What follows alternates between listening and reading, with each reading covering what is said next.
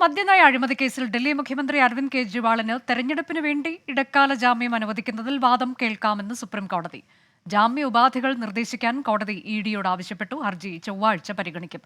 അച്യുതൻ വിവരങ്ങളുമായി. അച്യുതൻ, തെരഞ്ഞെടുപ്പിനായാണെങ്കിൽ പോലും ഒരു ഇടക്കാല ജാമ്യം ലഭിക്കുന്നതിലേക്ക് എത്തിച്ചേരുകയാണോ കാര്യങ്ങൾ?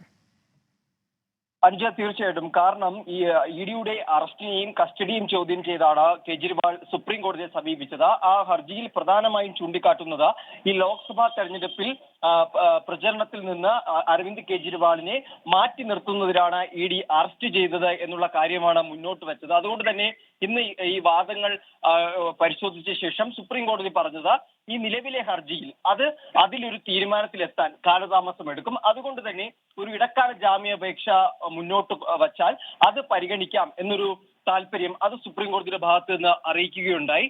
അത്തരത്തിൽ ഒരു ഇടക്കാല ജാമ്യാപേക്ഷ അല്ലെങ്കിൽ ഇടക്കാല ജാമ്യം അനുവദിക്കുന്നത് സംബന്ധിച്ചുള്ള കാര്യങ്ങളിൽ ഉപാധികൾ നിർദ്ദേശിക്കാൻ ഇഡിയോടും സുപ്രീം കോടതി ആവശ്യപ്പെടുകയുണ്ടായി. എന്തായാലും അതിൽ എന്താണ് ഇനി കേജ്രിവാളിന്റെ ഭാഗത്തുനിന്നുണ്ടാവുന്ന നീക്കം എന്നതടക്കമുള്ള കാര്യങ്ങൾ ഇനിയും കാത്തിരിക്കേണ്ടതുണ്ട്. കാരണം ലോക്സഭാ തെരഞ്ഞെടുപ്പ് പ്രചാരണം അതിൽ സജീവമാകാനുള്ള നീക്കങ്ങളാണ് നടത്തുന്നതെങ്കിൽ ഈ വരുന്ന ദിവസങ്ങളിൽ തന്നെ ഇടക്കാല ജാമ്യാപേക്ഷ സുപ്രീം കോടതിയിൽ കേജ്രിവാൾ നൽകുന്ന ഒരു സാഹചര്യത്തിലേക്ക് കൂടി കടക്കും. എന്തായാലും ചൊവ്വാഴ്ച നിലവിലെ ഹർജി വീണ്ടും പരിഗണിക്കുമെന്നുമാണ് സുപ്രീം കോടതി അറിയിച്ചിരിക്കുന്നത്. തെരഞ്ഞെടുപ്പിനായി ഇടക്കാല ജാമ്യം അനുവദിക്കണമെന്ന് അരവിന്ദ് കെജ്രിവാളിന്റെ ഹർജിയിൽ വാദം കേൾക്കാമെന്ന് സുപ്രീം കോടതി.